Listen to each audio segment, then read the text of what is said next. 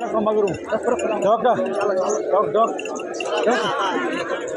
हार जाओ भाई आओ तू हार जाओ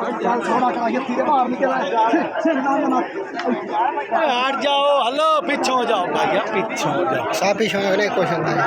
अब बड़ी वाला